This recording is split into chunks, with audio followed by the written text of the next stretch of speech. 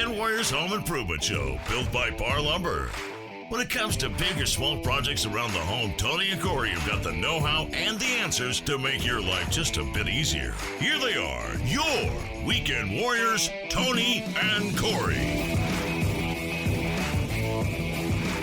You know, Tony, it's decking season, officially. Summertime, it's hot outside, and it's time to replace that deck. Well, it's because everybody wants to be outside. They want to spend time outside. Obviously. And so to take the inside of your home, the comforts of the inside of your home outside, extend it out, and have patio furniture and all of the things outside that you appreciate inside, but in the sun and the breeze and all the stuff.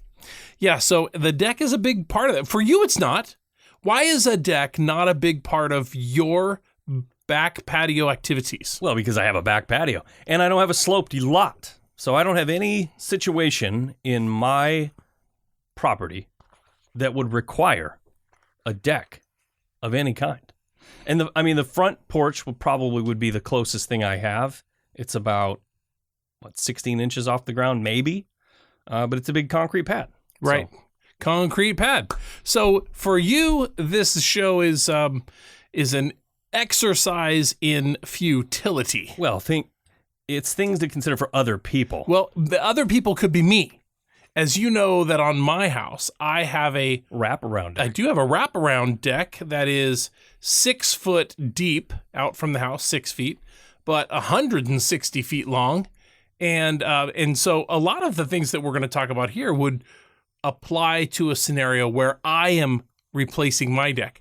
My deck, however, is fully covered, the whole bit of it, everything. So the framing underneath my deck is likely to be in good shape and not need to be replaced. Good. We were talking earlier to a mutual friend of yours and mine who has been looking at the need to replace his decking. He was going to replace his decking, but after getting the decking off, he realized, oh my, the framing is not up to par. Oh yeah. He wanted to go with composite. He had an old wood deck the surface was rotting off, and he wanted to replace it with something new. But he called me, and I said, well, because your deck is on the ground, you need to think about that a little more, because you're actually not allowed to put composite decking that close to the ground. And the reasoning is because it expands and contracts at different rates than wood, causing it to buckle over time. So the composite decking needs air to breathe underneath the deck. So that's definitely something to consider there, right? So he did. And he pulled it up and realized that the framing was inadequate. It was all old, rotten, didn't have enough joists on center spacing. So he ended up having to tear the whole thing out. But after careful consideration, he didn't want to put wood back down because it was just maintenance after maintenance after maintenance. He didn't want to do that year after year. So he took it out, and now he's going to pour a concrete pad. He's going to pour concrete. He's not going to build a deck at all. No. Yeah, that's absolutely great. I was thinking, if you reach the point where you've removed the decking and realize that the framing needs updating or replacing entirely, that is a great opportunity to reconsider all of your options. Maybe the deck, the way it was built, in the place that it was built, the size and shape that it was, maybe any of those things you want to change. And at the time that you have to pull the frame out because it's failing, is the time to rethink all of the possibilities of your deck. And so today, we're going to be doing this very thing. We're going to be talking about rethinking all of the possibilities of the deck that you're considering building. That's right. And just planning out the deck. There's a lot that has to go on in your mind when you're planning your deck project, whether it's replacement or building new. Yeah, that is right where we're going to start. And so the very first question probably that you have to ask yourself, if you've decided that my deck needs to be rebuilt, the first question is, who's going to do it? Are you going to do it yourself? A DIY weekend warrior type project? Or are you going to pay someone to do it? Or are you going to cash in a favor from a contractor friend and have that person do it? And maybe you're just going to help to sort of, make it easier to swallow. Yeah. Whatever the thing is, this is the first decision you have to make. Yeah, you're going to do it yourself? You're going to hire someone? So we should actually we should give some tips. We deal with contractors every day in and day out. And we actually have some pretty good insight on things that you need to think about when hiring a contractor. So we should talk about that first. Yeah, that's a great idea. The first thing is, where did you get the contractor's name and phone number? Right. If you got it from the internet, it's not good enough. That is a bad way to start. You want to use someone who has worked already for someone that you trust, and that person is recommending them to you. Well, that's a kind of a harsh thing to say. Is it? Just because someone's advertising on the internet means that they're... I didn't say because... No. I didn't say because they're advertising on the internet. Everyone advertises on the internet. I'm saying that it makes more sense to choose someone who has someone has already... That's where you start. You start by asking your friends and family and coworkers that you trust, have you done this project? Did you hire a contractor? What is the name of that contractor? Well, not everybody knows somebody. No, but that's where you start. You could start there. That's what I'm saying.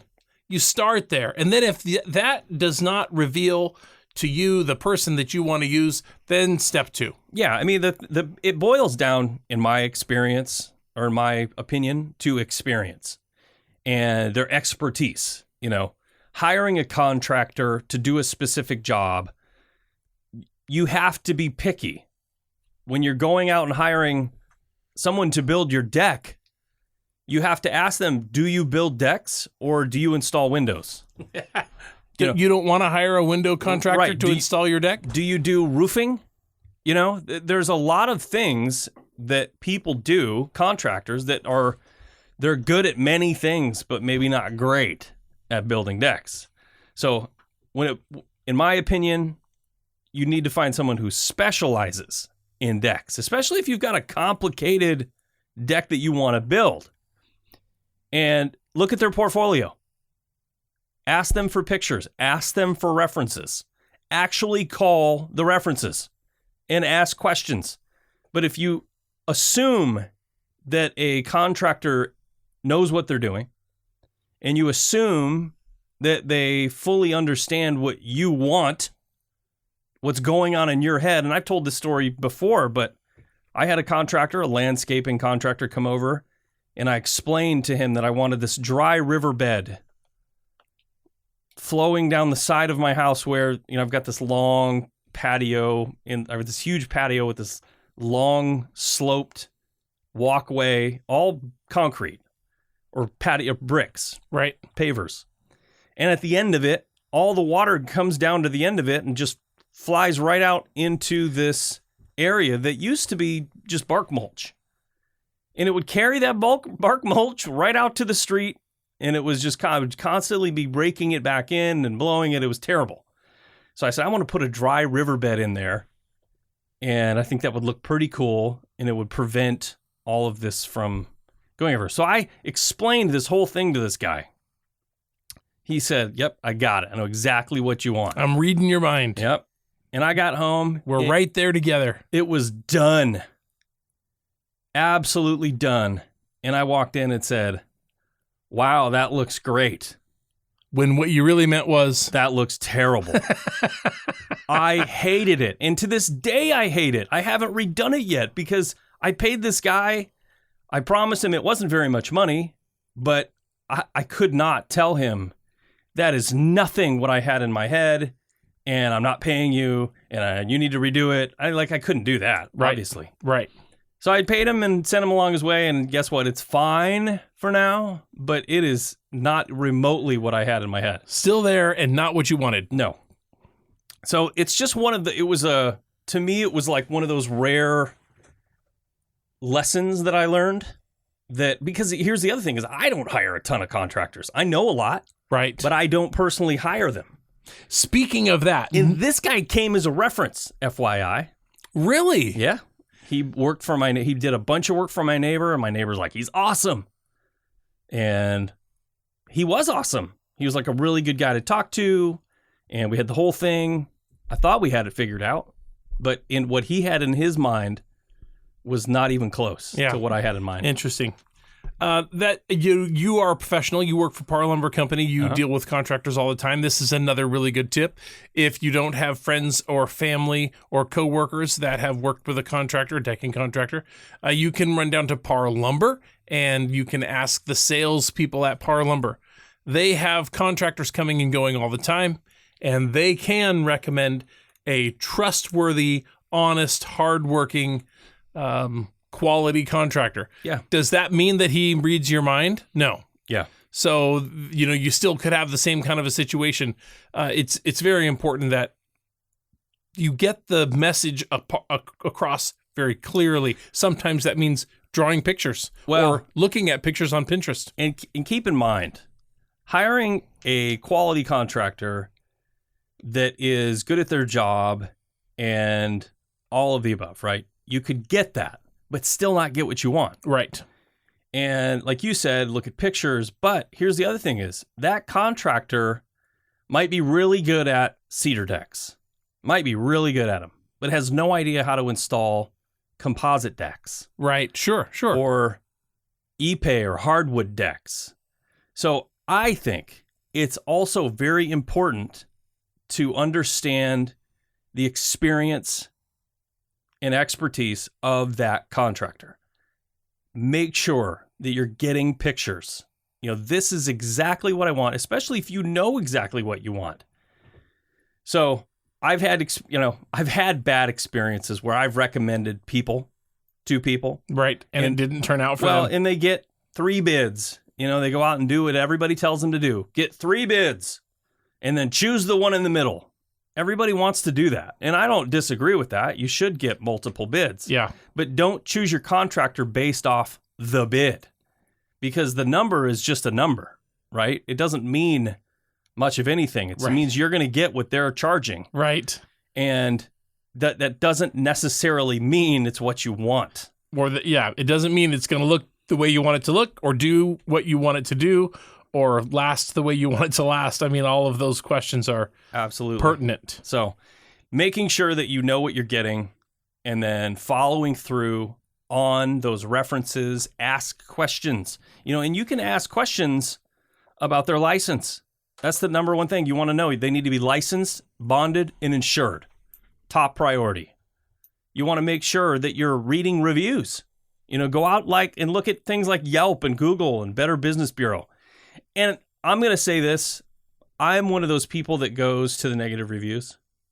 Right. You go to the lowest reviews. I do. I do. Ones and twos. I always go to the negatives and I filter through and I read all of them. And, you can tell who is being vindictive. Yes. Being a jerk. And being honest. And, they had a bad experience for some reason.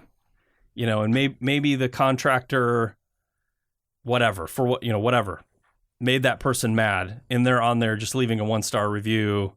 So I like to read between the lines a little bit, and I think the best way to do that is to look at the negative reviews. If there's a lot of negative reviews, like, man, this person stole my money. Right. Yeah. This person, this contractor, the quality was terrible. With pictures. You know what I mean? Look at the reviews with an open mind. I never trust 5-star reviews. You look at these 5-star reviews. I don't know. There's so many things. You know what I mean? Like, you can go out and buy reviews these days on the internet. Sure. So, ask for references and call them. Physically call the people. I can't say that enough. Right. I agree with you. You're right. Another indicator, and this is the last thing I'll say about it, another indicator is years in the business. If if someone that is been in the business for a shorter period of time, maybe has only been doing contracting for the last 5 years, I'm not saying that they're not going to be good, but they have seen fewer scenarios, which makes them a little less qualified to be everything for what you need them to be. Right. I mean, the more years they've been doing it, the more they've seen, the more solution-oriented they probably are. And here's something else. They are doing a better job at seeing the things that you can't see ahead of a project, pitfalls and worst case scenarios. Right. So you're less likely to end up in a very difficult situation with someone who's been doing it for a long time. Well, and you make another good point, because when you're talking about somebody that's experienced, it probably also depends on your project. If you're building a 12 by 12 deck on the back of your house, 2 feet off the ground with a set of small stairs. Yep. That's a little different than a 30 by 60 deck, 20 feet off the ground on a big sloped lot. Right. With a hot tub. There's differences in your projects. And hiring people, I actually know a guy, I'm working with a contractor right now who his client hired a crew, a landscaping crew, to build some retaining walls in his backyard for a pool. And the slope of this lot is unbelievable. I mean, unbelievable. And just so you know, this project, my contractor tells me he's already $3 million into the backyard. Oh my goodness. Mostly because the guys that the homeowner hired, they came out, they just started bringing in machinery, moving dirt in the slope from the top of the top, right out of the bottom of the grade of the house, down to the bottom of the hill, is probably 30 feet, which it needs to be engineered. It needs to have proper grading, proper steel, concrete, water management. You know what I mean? So these guys were using like timbers and like stacking every 2 feet, trying to tear us up this huge hill and build this guy a backyard flat enough to put a pool in. And it had turned into a giant disaster. And now he's almost $3 million into this backyard. I can't even imagine. That is unbelievable. Crazy. Yeah. So my contractor that I know, he's going through it, fixing all of these problems, but he's bringing in hundreds of truckloads of gravel. You know what I'm saying? Yep. So like hiring the right person for your job, and I hear this all the time from people who you give them a price on something like material wise. I mean, just in our business, somebody walks in the door and they say, I want this, 1,500 square foot deck, terraced, 3 stories, levels with stairs over here. And, right. And all this cable railing and all this stuff. And they get that $80,000 price. And they're like, oh my goodness, that was 10 times what I thought it would be. Right. But just going after contractor after contractor after contractor, trying to find someone who's just says, yeah, I can do that for that price. That's a bad idea. Bad idea. You're literally going through contractors trying to find the answer. Right. that you like. Right. And when you find the one that looks best for you, that doesn't make it legit. No. 100%. Unfortunately. Yeah, and so that's the next thing on the list is breaking down the costs. You want to estimate how much you think it's going to cost, labors, materials, permits, additional fees, any sort of can of worms that you might break yourself into. I know every DIY project I've ever done has been a can of worms, it seems. And you budget $1,000 for this project and you're $2,000 in and you're still finding worms. Every project? Well, almost. I said almost. It feels like it, I swear. Okay. I mean, I can get how it could feel like it, but there's definitely, as you go along, you find out that the earlier projects that you tackled were much more riddled with cans of worms than the most recent projects I think it's because from tackled. experience and understanding of knowing Right. And you do get better, and it does get easier. what to expect. Yeah. I mean, we're not trying to scare everybody off of DIYing projects or tackling projects at all. Right. Right. Certainly these are things mistakes that you make one time or two times, and then, as you move on, you get better. Yeah. Next one on the list is with your contractor that you're interviewing, talk about the scope of work. Make sure that it's clearly defined on paper. Too many times I've heard of people getting burned where they talk about the project. They might give them a couple pictures. And the contractor says, yeah, no problem. I can do it exactly what you want. Yeah. And then they don't get it on paper. And then you get the bill. And then at the end of the job, the bill has tripled because they didn't include everything that you thought was going to be in that scope. And again, this goes back to the complication or the complicated nature of your project. If it's a 12 by 12 deck versus, a slope 20 foot, whatever, that's what makes the difference there. Timeline, most important thing. One of the very most important things. There is a possibility that you determine the start of the project and you determine what you think will be the end of the project, and both of you agree later that it needs to be extended. It's going to take longer. There are things that you couldn't have thought about ahead of time. As long as you're both agreeing on it, but you do need to have a start and a stop, an end time that you're working towards. I'll tell you what, it's very easy to be working with somebody that you trust and just say, yeah, well, whatever. You do a great job. Just get it done when you get it done. Contractors oftentimes will find themselves in the middle of multiple jobs, and every job has its most important situation, right? Every job has those emergency situations. And so if your job is kind of it's fine, whenever, it's going to get moved to the bottom of the priority list. Potentially, yeah. Potentially. With the jobs that the contractor is doing. The contractor is trying to do right by everyone, and sometimes the squeaky wheel gets the grease. Yeah, I would agree with that. Yeah, you have situations where, just like you said, if somebody's barking louder, all of a sudden the contractors and the subcontractors don't show up at your job. They're showing up at the job site over there.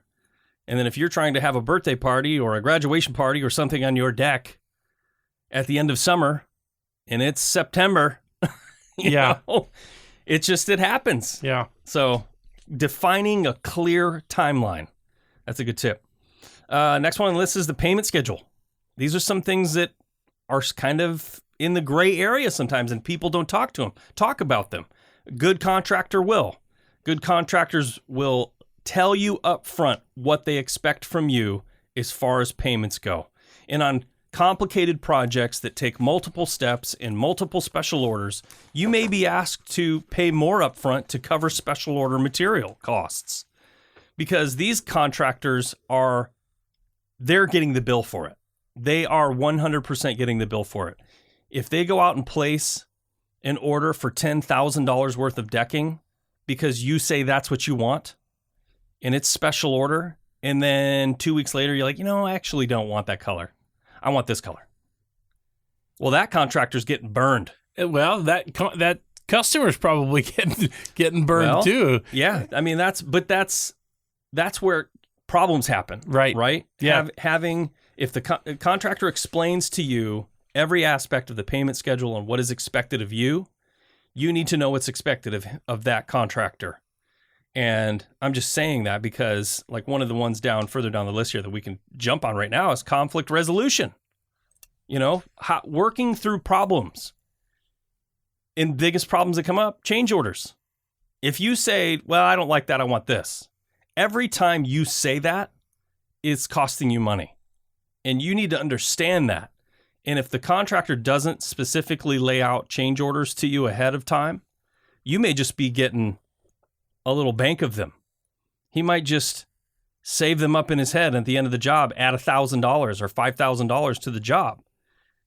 because every time they have to do something twice, They charge you twice. They're charging you. Right. It's costing you money. Right. So, I mean, it's just an important thing in the very beginning to talk about these things up front. Ask that question. What are change orders look like? Sure. What happens if this sink that you say that I'm going to love shows up for my kitchen remodel and it's terrible and it doesn't fit or whatever? How do we resolve that? That's not a bad question to ask. No, I agree with that. Warranties. Specify warranties on materials and workmanship. You're going to want to know ahead of time. If you're buying a product like Trex decking or TimberTech decking, what is the warranty? And how will we be enforcing that warranty if something happens to go on? Or maybe they're talking about warranties warranting the work that's being done by the contractor. The contractor a lot of times will have 1 year, like a 1 year thing. The customer, I mean, this is speaking in generalities. If a contractor builds a house, in many of the contractors I've talked to said, I'm on the hook for 1 year. At the end of 1 year, I fix the very last thing that needs to be fixed, and then I'm out. Does that sound like something you've heard? Yeah, I've heard that. Yeah, so that's something you want to know ahead of time. How long can I come back to you and get things that have a defect in workmanship or just aren't lasting the way they should? How long until I can no longer come to you with these things and have that in writing? Yeah, and a lot of that really boils down to the contractor's reputation. You know, you call the contractor and say, hey, I demand a warranty because this product failed after 18 months. They probably don't have any legal obligation to come fix it for you. Right. You know, barring you taking them to court, which is a huge pain. Yeah. And costs money. And you may or may not win. So talking about that up front, that's a good tip. Another thing that you can talk to people about when you're getting reviews and getting referrals, thank you. Ask the referrals about the contractor's responsiveness. Contractors get busy and maybe shouldn't be judged at the very beginning of the project because they're getting bombarded with people that just want bids. They show up to your job. They know that you are trying to get the lowest price possible. They're trying to give you a bid, but they're not. You have to understand that their time is money. And if they're showing up to your job and you're running them through the ringer for an hour on your job site and then expecting them to put hours and hours into giving you a bid for a complicated project with no obligation to buy. Right. That takes them a lot of time and effort to give you a bid. And if you don't maybe get a call back immediately, you know, I wouldn't necessarily judge a contractor on that. I would call their referral and talk to them. After you've given that contractor the job, how did they respond? When you called them, did they call you back? If they said they were going to be there at a specific time, did they show up on time? And I don't know. I just have a problem. I see it all the time. People just want bids. You know? And sometimes, depending on your project, like I keep saying, you know, the 12 by 12 deck, they could probably walk out there and say, yeah, it's $200 a square foot for a deck. Tear out, redo, new, whatever you want, $200 a square foot. And they can say, okay, 12 by 12, that's, you know, $100. Okay, this is how much it's going to be. But that's shooting from the hip. Right. It's not necessarily somebody, and that's kind of what some contractors do, is they'll give you an estimate. Right, to get to the next step. Right. Am I where they want me to be? Are they serious about moving forward? And then you can have that conversation. Well, because how many times has someone walked in the door and you've spent 2-3 hours on a bid for them for a large deck project, only for them to go, whoa. Right. Whoa. Yeah. Oh, that's much? 3 times the amount of money I thought it was going to be. Yeah. I thought this was going to cost me $5,000. Yeah. And you gave them the bid for 30. I have done that in my 20 years at PARR Lumber. I've done that at least 100 times. And then they walk it back or they cancel it altogether. So Anyway, next one on the list. Clear explanations. They should be able, a good contractor should be able to give you clear explanations of the process, of the materials that they're using, and the potential issues that you could run into early on in the job, right? Like I had a contractor come to me and they got a call from somebody that came out and they couldn't get someone to replace this deck for them. But it was in the West Slope in Portland. Huge, huge cliffs. And the deck was already like 30 feet off the ground. Wow. And past the deck was a straight down to nothing land, through the woods. So they physically could not get ladders. How are you going to build a deck 30 feet off the ground if you can't even put a ladder on the ground? Right. They had to bring in all of this special rigging and cranes and stuff just to get material to the back and then to tear the old one off. So these people were truly shocked when they got the bid for this job to just rip the old deck off and put a new one on that was rotting off their house. They physically couldn't walk out on it. And because it was up in the slope, they thought because, they were in this rich neighborhood that people were just giving them high bids. But my contractor that I knew, that I worked with, had to explain it to them. Every aspect. Hey, look, to get this old deck off, I got to have a crane out here with a platform and guys with chainsaws cutting this deck into tiny pieces and hauling it out the sides and around, wearing fall protection, and then to get the new materials back. He had to explain the whole thing to them so they really understood why this new deck was going to cost them $200,000. You know what I'm saying? So if you hire a good contractor, there should be very clear explanations of the process for your project. The next thing very important to consider, of course, is the permits that you will need to build this deck or rebuild or repair, whatever it is that you're doing. Permits are required, especially for like the one you're talking about. Can you imagine tackling a project like that with no permits? Absolutely. I mean, it would required. It would be a disaster because the city or the county comes out and they have there's restrictions and then there's rules and procedures for doing all of this stuff and code that you have to meet. And if you don't meet code and you don't permit it and you don't pass, you may not be able to sell your house. You may be stuck with it. It could end up getting liened, and then it can really impede progress in your life. So the jurisdictions that are out there, is very important that they are included in these processes at the very beginning.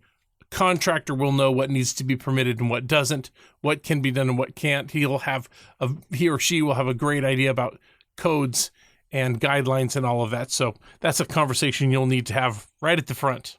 Yeah. Asking a contractor about codes and permits and jurisdictions in your area, that's another one that there are certain areas, even in like Portland and where we are out in the suburbs and different areas, Lake Oswego, there are codes that are different at each location. And working in certain places, you can only work during certain times.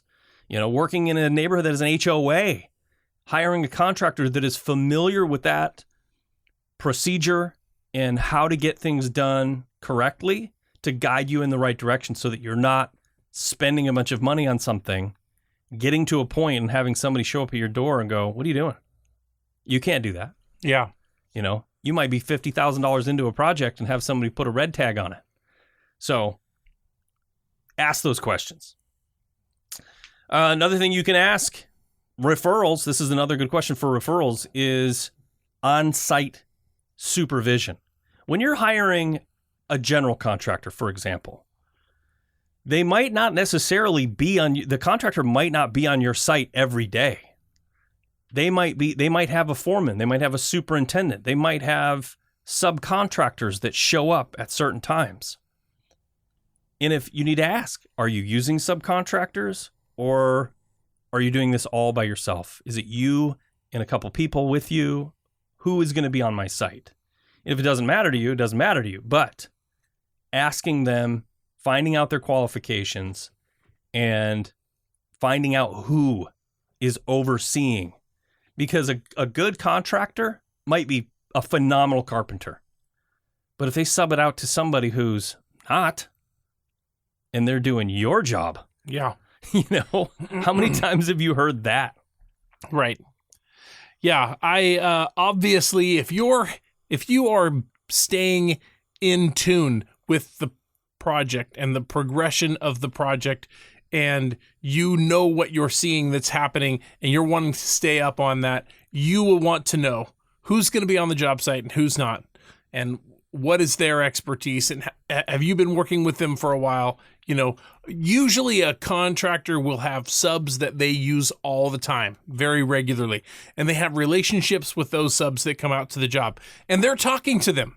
They're saying, hey, how was the conditions at the job today? Were you able to get everything done? What did you leave undone? What does it look like now? So-and-so's going to be out there next. Is it ready for them? All of that stuff. They're communicating. Even though the contractor's not standing on your job site, he knows what's going on because he's talking to all the guys that are coming and going from there.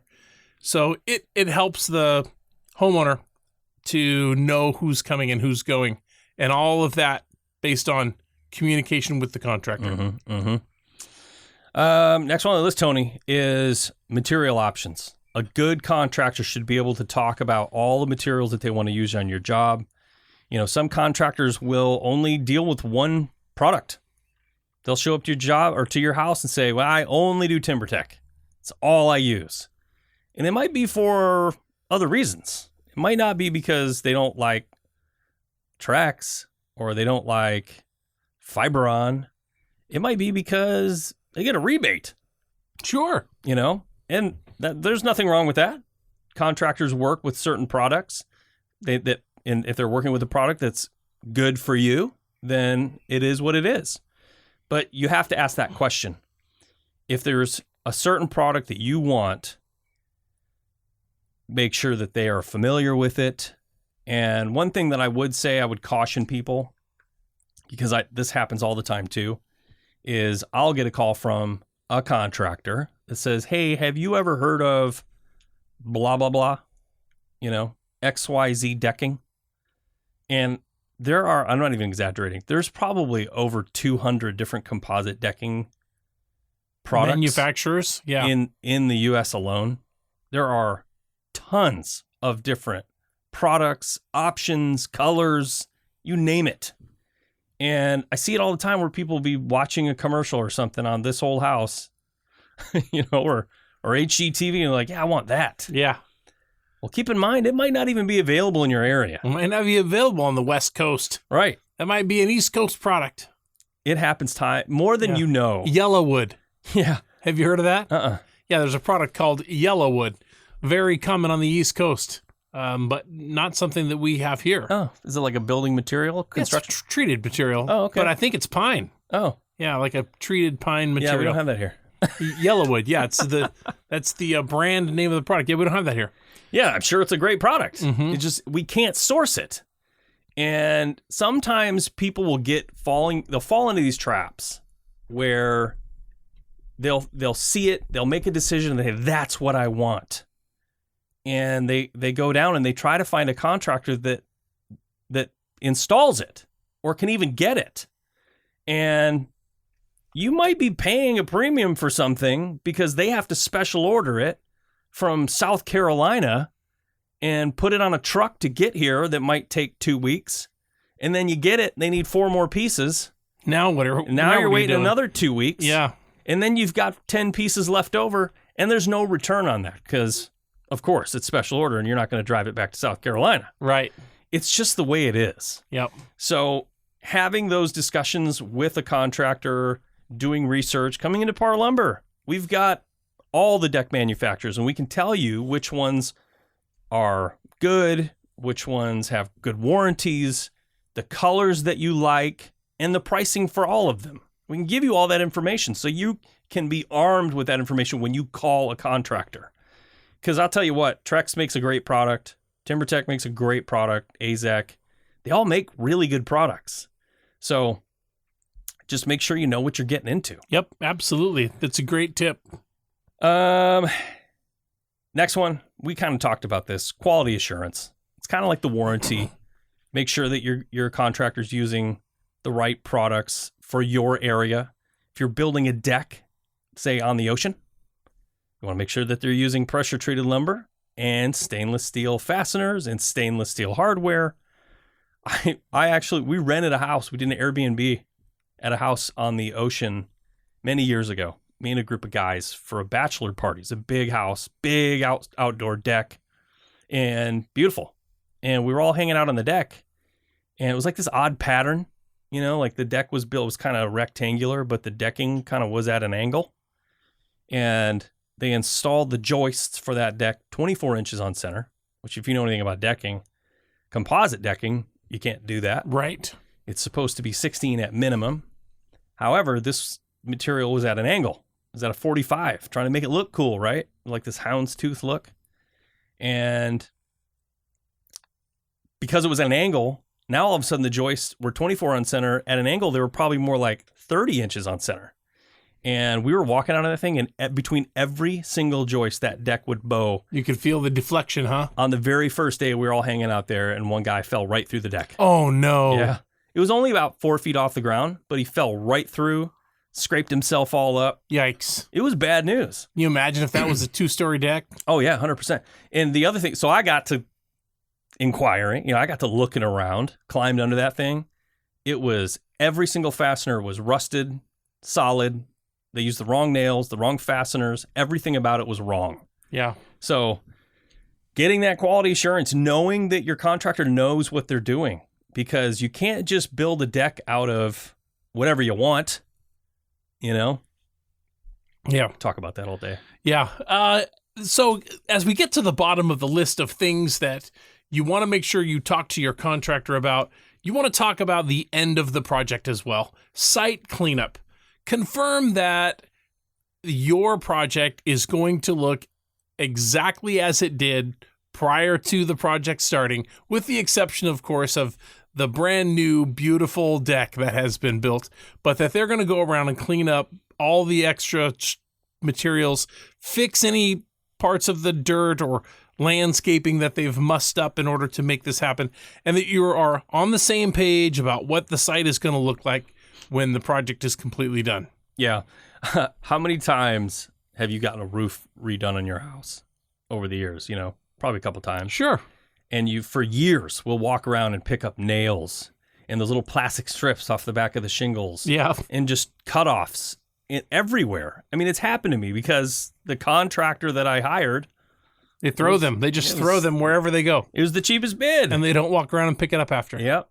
And that's what happens. Yeah. You're getting a deck built. They're going to be cutting a lot of material, sawdust, going everywhere. And maybe you choose not to have them clean it up because maybe it costs more money to have them do it and you'd rather save the money. Fine. Just know it going in. Yeah, know what you're getting yourself into. Know what you're getting yourself into. If you choose to be the cleanup person at the end of the project, great, as long as you're not being charged and you're saving that money. That's actually a very good decision. Yeah. Well, Tony, this is a really, really good list of things that we have here. I think we should just leave it at that. Yeah. The show's getting kind of long. I think maybe stay tuned for a part 2. Yeah, part 2, how to plan your next deck project. Your next DIY deck project. Absolutely. I love it. This is a great tip. Thank you so much for listening, and we hope you got something super helpful out of this show today. Yeah, make sure you hit that subscribe button on the old channel here. We upload podcasts weekly. If you've got any questions or comments, you can email us. We're weekendwarriors@PARR.com. We check those emails every day, so if you got questions, we'll try to answer them to the best of our ability. And thanks so much for listening. We'll catch you next time. Have a great week.